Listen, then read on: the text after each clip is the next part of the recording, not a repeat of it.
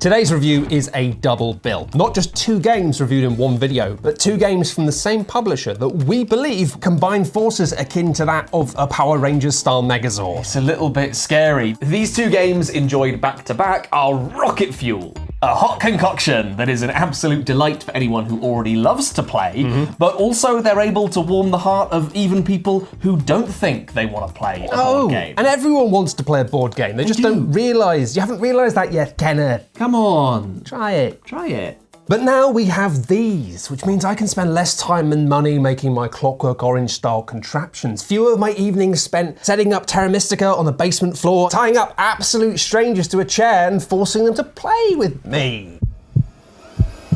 This is how we get people to play board games now. This is it. But I know what you're thinking. These folks have worked with CMYK in the past, and now they're making a video about 2 of their games at once. Look, we always say this, we make videos about their games because we love them. We do. Frankly, it's kind of annoying because yes, we work with them and you have financial arrangements with them with the Monarchies game and a bit of Wilmot's Warehouse. If you want a completely unbiased look at these games, you must go and watch another review video now, because whilst we do our best to remain impartial, it's not possible, so use your own gut instinct when listening to our thoughts. My gut's painful. You're almost 30, aren't you?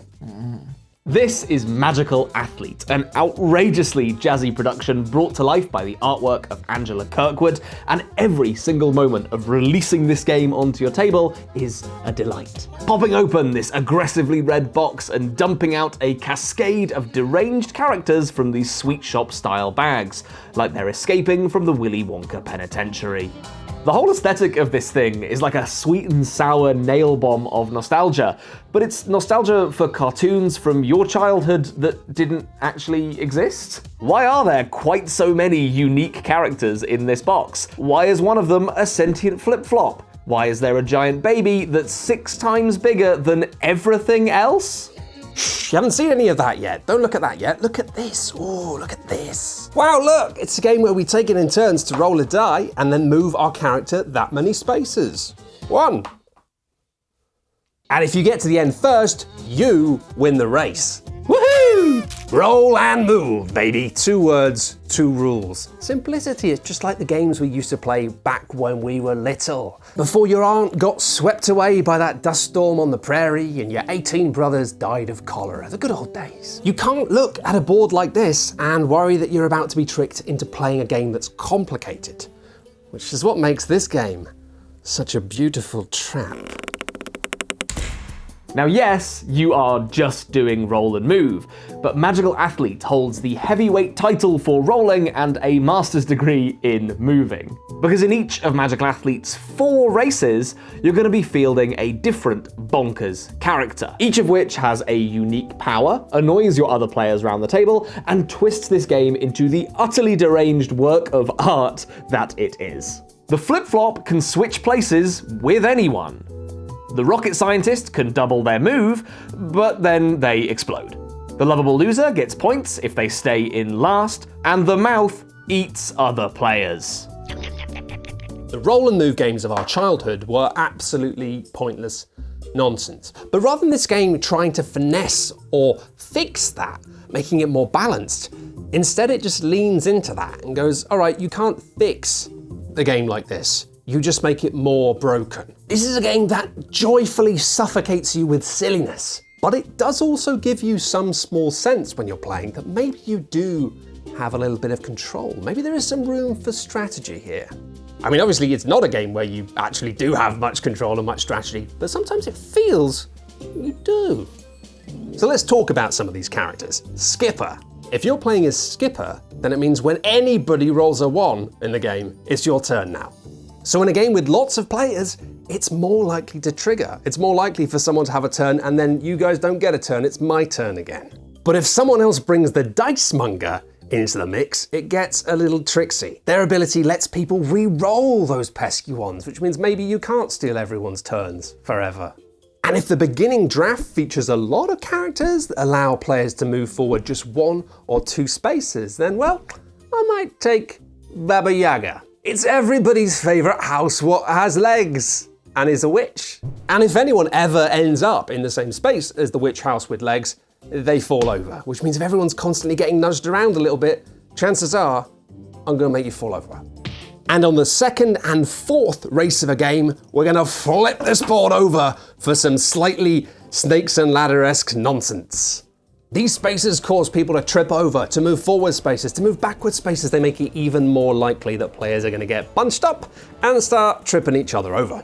And so maybe it makes more sense for me to hold on to my little Baba Yaga until we get to one of these courses, so I can really start causing chaos to other people's legs. This side of the track also has a couple of spaces that if you land on them, just get you a point. And so maybe you'll look at the original draft of cards to pick from and try and choose characters that might allow you to capitalize on that. You can always get the sense that you can cook up half a plan. Being given all of this information about the whole game up front gives you the ability to make fuzzy decisions that feel good. And when those fuzzy decisions pan out and your gut is right and you played the right racer at the right time, you genuinely do feel like a magical athlete TM. These characters never fail to present a compelling race, but also a story. Their interactions are fun and silly and frothy, yeah, but they also change the cadence and the tenor of the game in all sorts of really interesting ways. We still talk about an infamous game where the mouth took center stage, beginning the game in last place and gradually staggering towards their fellow racers for a hot, fleshy meal. But that game also starred a diabolical pairing of the Gunk, who makes everyone move one space slower, and the Stickler, who prevents anyone from ending the race unless they roll exactly what they need. The final stages of that game in particular were hysterical. I was the mouth. I'd already eaten one person and I wanted to eat more. They were right at the end, trying to bang on the door and get the perfect roll to finish the race. Meanwhile, the sludge is making everything harder, and you have this maceration engine just slowly getting closer and closer. Let me eat you. It was like a horror movie. It really was. Haunting. It was great. We've had games featuring desperate negotiations, obscenely fast sprints, cascading triggers and re-triggers, and quite literal Sisyphean struggles. This box is both an engine for vivid mind's eye images and these different sandboxes to play in. It takes the core mechanic of roll and move and lets it express in every possible way that it can. And get this, each player gets their very own die. Might not seem like much, but this is a small detail that changes the game fundamentally. The fact that you all have your own dice and you can be rolling them as quickly as you like adds real momentum to the game if you want it. And it means that in the circumstances when you're playing with 3 or 4 players and because of things happening, one player moves 0 spaces for 3 rounds in a row, it's just genuinely hilarious. And it's only funny because you're able to play this game at a pace which is frantic. If you had to just have one dice and take it in turns and pass it around, then it would be hellish. If you didn't move any spaces for 3 rounds of that, what are we doing? What is this? Once everyone around the table feels really locked in, these jaunts can unfold at breakneck speeds. And it means you can all just enjoy the communally huffed fumes of rolling dice, being mean, and getting kicked in the shins repeatedly by hubris. Stop it. It's the simple decisions like this that allow these wonky scenarios to be as fun to play through as they end up being. Because a trip in this game is just a little trip. It's not a fall. You're back up again and racing almost immediately. You're always doing, you're always going, you're always rolling, you're always taking part in the experience that is unfolding in front of you. The points are there to be coveted in the moment, but never once have we cared about the actual winner at the end. This is a game of picking an option just because it's funny. It's a game where you throw a brick into the washing machine. Yeah, it's a game where sometimes you pick things just because there's a chance. It specifically might combine with some other choices to allow you to do something that's really, really mean. It's really mean. It's really mean. And often very funny. Very fun. And that's the first race covered. And it's time for limber up. We've limbered up, we're warmed up, and now it's ready for race number 2. Magical Athlete is a game in which you place a bet on one idiot. Whereas this game, Hot Streak, has you placing bets on 4 unique idiots and doing that for actual real cash. Before each race, everyone's going to be placing bets on the outcome. And then you'll take this small deck of cards, flipping one of them at a time, carrying out the instructions on each of them, and then as if by magic, racing occurs. Winners win, losers do not, and the people who placed bets correctly get some cash money to take home. It's a tale as old as time. Truly, there are so many different betting on things games that we've played and variously enjoyed in the past. Winning Ticket, Winner's Circle, Long Shot the dice game, Ready Set Bet, and probably more. And so you might be forgiven for looking at this and believing that we have just been swayed by the charms of a chunky racer in a stupid fish suit, getting to race something that doesn't have 4 legs and rhyme with Bourse for once. And you might be a little bit right, but it's not what makes Hot Streak tick. The buzzing thrill of Hot Streak comes from the one thing that most board games can't offer: momentum. This is a magic trick that requires 2 pairs of hands. You'll need one person who's really nippy at flipping over these cards and shouting the instructions, bear thing, 2 spaces. And another person who quickly executes those instructions. And then Mum moves 1 and swerves left. Yep. And then 2 for Hurley. And then Dangle goes 2. And then Mum falls down. And then Gobbler moves 3. Oh, no, that's Mum out the race. I've lost so much money. In a great game of Hot Streak, this process should be seemingly relentless. Flip, move, all amidst the background percussion of frustrations and delight. Because as you've hopefully worked out by now, these races are silly. They're really, really silly. I still remember our first game of Hot Streak. Everyone had placed their bets, everyone was ready to race, and then 3, 2, 1, Mum falls over! Oh! This slim wad of cards is an engine for chaos, as the character that your friend bet it all on turns around at the start of the race and runs 2 spaces in the opposite direction. Dangler, where are you going? Hurley, get back in your lane! These racers wobble around, bumping into each other at every possible opportunity, like you've just spun round a bus full of toddlers and let them loose on a garden centre. There you go. Have a good time. Bring me back a plant, Please. Just the slapstick of seeing this unfold is very much worth the price of admission. But at this point, what are we actually doing? Yeah, what are we doing? So you've got hubris and you've got a hot dog, but so far, what we described, isn't this fundamentally just a toy? I haven't explained something very crucial here. This deck of cards, it isn't set in stone. Far from it, in fact. It's a malleable jelly that as players, you are all going to be poking. Before the very first race starts, before anyone does any betting, everybody gets a good look at the cards that are going to be going in that deck. Oh, it seems like Mum's going to be really beefy this time around, but it's a shame about Hurley's complete lack of ability to do anything. Then you're going to take it in turns using a snake draft to pick out a betting tile. You're going to do that until everyone has 2 betting tiles in front of them. But these tiles, even the ones in the same stack, they are not identical, and the early bird gets more worm. The first person to grab each type of bet tile gets the best odds. And as you dig down, these potential payouts get considerably less juicy. But you can juice those bets up again by making them risky. Risky bets get you a lot more money if that character comes first, but a lot less if they don't. In some cases, you can actually lose money, just like in a real life. And when all of the tiles in a stack have been taken, they're gone, you simply can't make that bet at all. I had a really good feeling about that hot dog. And sometimes ending up late in the draft feels like there's a really cool party down the road being thrown by a hot dog, and it's completely full now and you haven't been invited. Oh no, all the hot dog bets are gone. That's such a shame. I guess it's just time for me to ruin that party. Let's poke that pudding. Because yes, whilst all of those cards on the table will be in the deck for the upcoming race, each player will also be secretly adding just 1 more card from their privately kept hand of 3.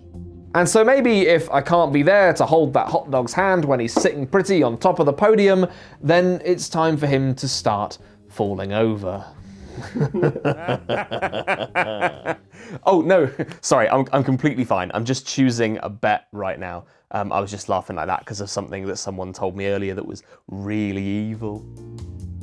And therein lies the game of Hot Streak, and by gosh, it is a fabulous one. Getting to draft the bet tiles first is fantastic. It means you can take a thing and get the best odds, but it also means that you have just publicly revealed your hopes and dreams to all of the other players as if holding out a beautiful butterfly that they might decide to crush. Meanwhile, at the tail end of the snake draft, you can come out of nowhere and double down. I think I'm gonna take the top 2 bet tiles for Gobbler this time. What on earth? Why do you feel so confident about that useless bear? Well, because you are going to get more cards in your little hand of 3, but those cards aren't gonna come from anywhere. They're gonna come from the existing deck. And that means that, yeah, sure, everyone's confident that Mum's gonna win the 3rd race because she did win the other 2. Yeah, but the thing is, I just got dealt the card that moves Mum 3 spaces forward. No. And if that card doesn't go back into that deck, well, Mum might not have legs.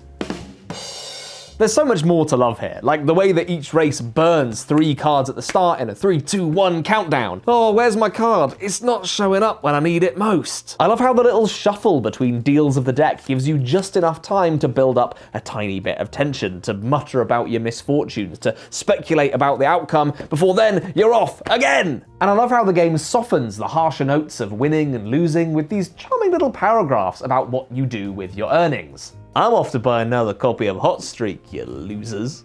But the beauty and the curse of Hot Streak is that it is a game that solely relies on one person. Only one person really needs to know the rules, at which point they can just run the game and entertain everyone else and themselves with this wind-up clockwork marvel. The manual suggests that 3 separate roles be doled out. Someone to handle the bank and the bets, someone to move the figures in the race, and somebody to flip the cards. But this is a game that lives or dies on the quality of that flipper. You get the right energy, the right momentum, and this game blooms. To the point that yes, you will start off the game with just one person designated to move these races, but before you know it, everyone's been washed away by an effervescent fizz and all sorts of hands are jumping in to help with it and the race goes so quickly. But on the other hand, what does it look like if lovely Beige Brian is in charge of the flip? 3, 2, 1. Queen recovers, then moves 2 spaces.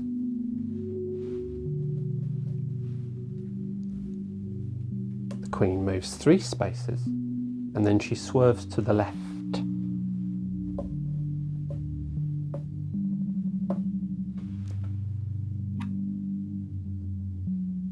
The fish turns around. And so there is your warning. Hot Streak is dynamite in that if you don't handle it carefully, it might blow up in your face, or worse, it might just fizzle out. My recommendation, if it doesn't seem to be going down well, is to pretend that you weren't even playing a game, you're just doing a bit of Macbeth with a hot dog. Is this a dangler I see before me? And so this is where, out of the 2, I think Magical Athlete is just slightly more malleable. Hot Streak, if it's not pacey, doesn't really fly, whereas this, you can just have a slow time, but because everyone has their own dice, it can really heat up and you can have that momentum. Hold on, Matt, hold on. What? This sounds dangerously like a comparison. We might be at that part of the review where one of us likes one game more And the other one likes the other one. The other.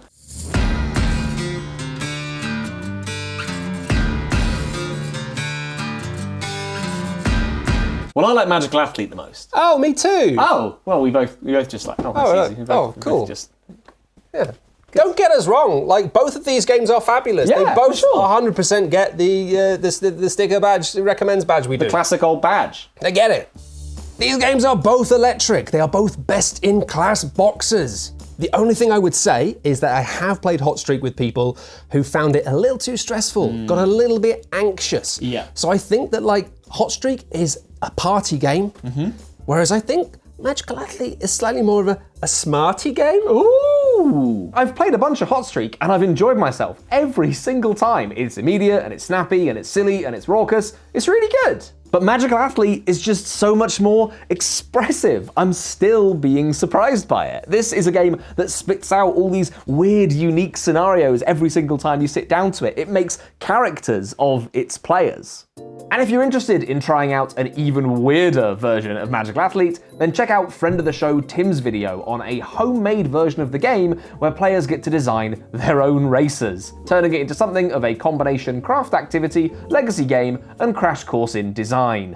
But they're both just great games. They'll find a home in basically anybody's collection. Absolutely. I think that one thing I would say about Hot Streak is that lots of people might look at it and think it's a warm-up game, something light to play before a bigger game. I think it's a fantastic nightcap. Yeah. It's a thing you do if there's still a buzz of energy at the end of the evening, just get it all out, everyone gets excited, and then Oh, is that the time? I should get my coat. A lovely finisher. Yeah. But this wouldn't be a big sporting showdown special without some sort of exciting head-to-head battle to determine which of these games wins, right? Yeah, So all right. me and Mr. Brewster, for your pleasure and entertainment, will be arm wrestling to find out which game is best. Tom thinks not Hot Streak is the best game. I just prefer Magical Athlete. No, you think that Hot Streak's the best I game. really do prefer Magical Athlete. I'm not gonna arm wrestle you. Put it down. Okay, we need to do some sports or something. We're not gonna do it. How about we do a race down the road? No, I'm not. I'm going. I'm leaving. Please. Please.